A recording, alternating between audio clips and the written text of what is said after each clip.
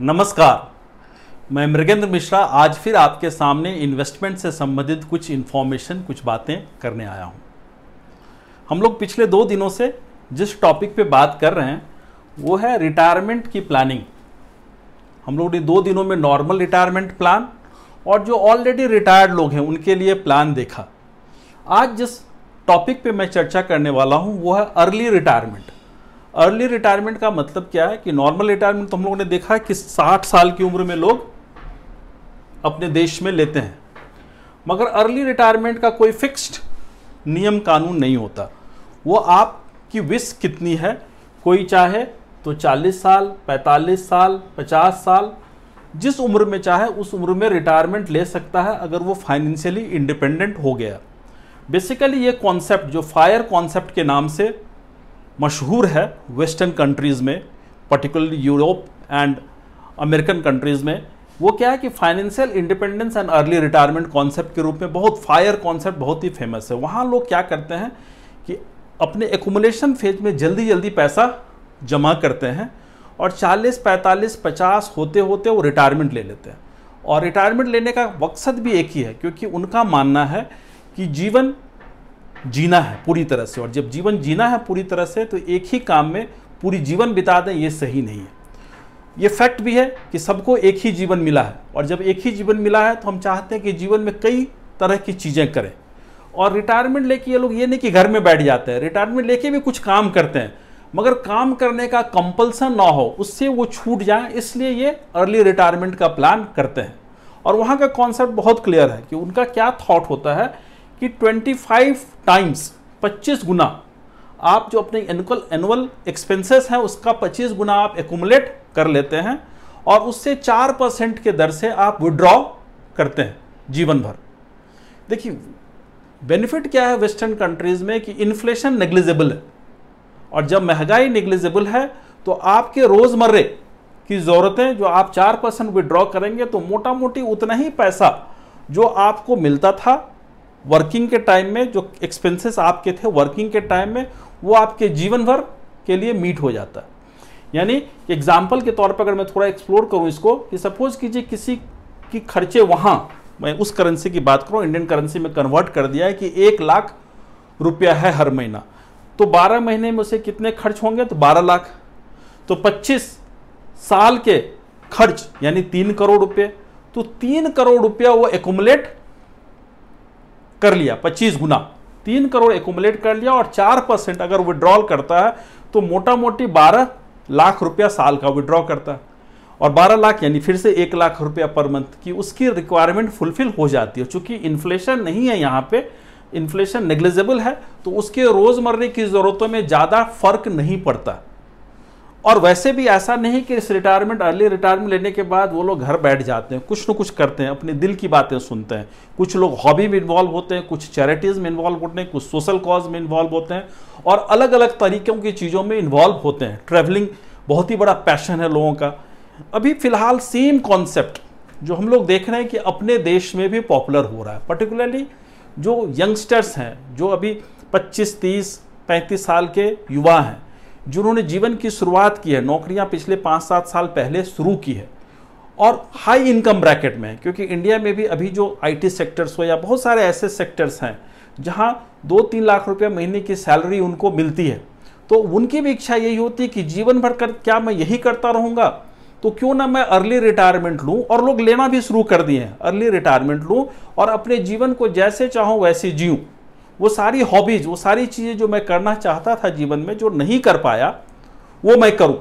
तो ये thought India में भी पॉपुलर हो रहा है। पिछले 1 वर्षों से जब कोविड के कारण हम लोग, बहुत सारे बच्चे अपने अपने घरों में ही आ गए हैं, जैसे जो बाहर भी काम करते थे बहुत सारे बच्चे आज के डेट में हमारे शहर में आए हुए हैं। उनसे जब इंटरेक्शन होती है यंगस्टर से, तो उनमें से बहुत सारे लोगों की थॉट मैं ही देखता हूँ, मैं पूछता हूँ कि कब तक काम करोगे, क्या काम करोगे, क्या लाइफ का प्लान है।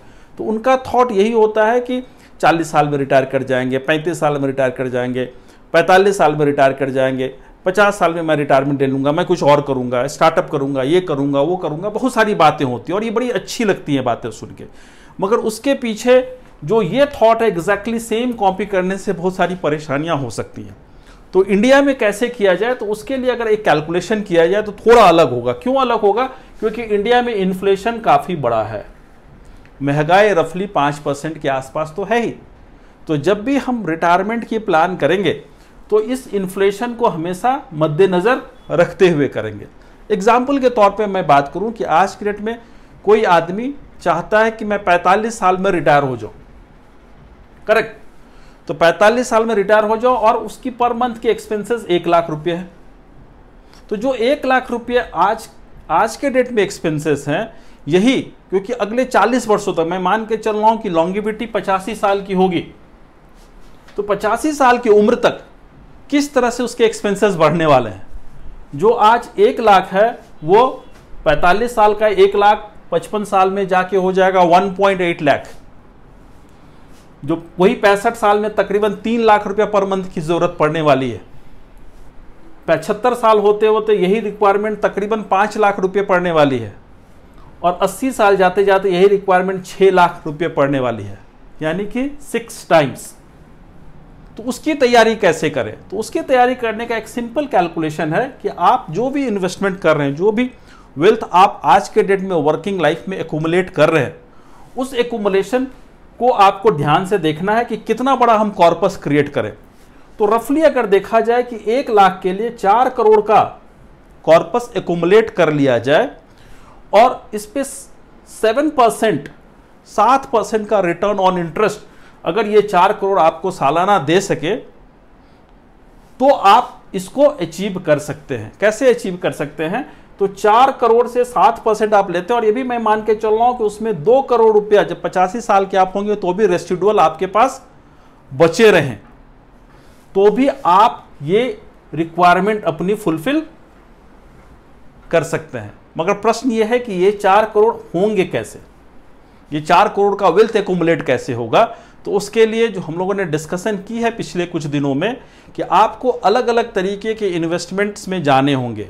सिंपलेस्ट फॉर्म में अगर मैं मानूं तो रिकरिंग डिपॉजिट या एसआईपी, क्योंकि आप वर्किंग प्रोफेशनल हैं और पैसा आप अच्छा कमा रहे हैं, तो आप एक बड़ा पार्ट अपने पैसे का एसआईपी के जरिए वेल्थ क्रिएट कीजिए और धीरे धीरे उसको वेल्थ को बढ़ने दीजिए। कितना का एसआईपी करने से आपका काम होगा? अगर मैं मान के चलूं कि आपका एसआईपी 10 से 12%, मैं इक्विटी फंड की बात कर रहा हूं जिसमें गारंटी रिटर्न नहीं होता, मगर एक अंदाजा लगा सकते हैं कि 10 से 12% का रिटर्न भी जनरेट कर पाए आपका इक्विटी एसआईपी, तो भी 50 से 60 हजार पर मंथ कंट्रीब्यूट करके आप 4 करोड़ का कॉर्पस अगले 20 वर्षों में तैयार कर सकते हैं। मगर इसी को अगर कोई 15 साल में ही करना चाहे तो वो भी पॉसिबल है।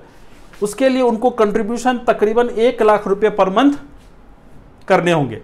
शर्त यही है कि ये पैसे आपको रेगुलर डिसिप्लिन बेस से डालने होंगे, और मैं ये मान के चल रहा हूं कि आपके पोर्टफोलियो इस तरह से हो कि 10 से 12% का रिटर्न वो जनरेट करने की क्षमता रखता हो। ऑफकोर्स एग्रेसिव पोर्टफोलियो होगा जिसमें 10 से 12% का रिटर्न जनरेट करने का क्षमता हो, तो ये पॉसिबल है।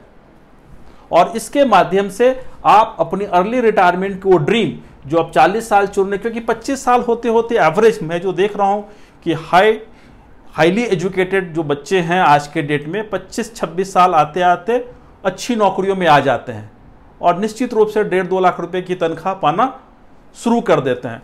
तो 50,000 या लाख रुपया का एसआईपी करना बहुत बड़ी बात नहीं है, क्योंकि उनकी लायबिलिटीज भी अभी बहुत कम रहती है। लाइफ स्टाइल एक्सपेंसेस बहुत होते हैं, उसको थोड़ा कर्टेल करें तो ये कॉर्पस क्रिएट करना बहुत ही आसान है, डिसिप्लिन्ड वे से।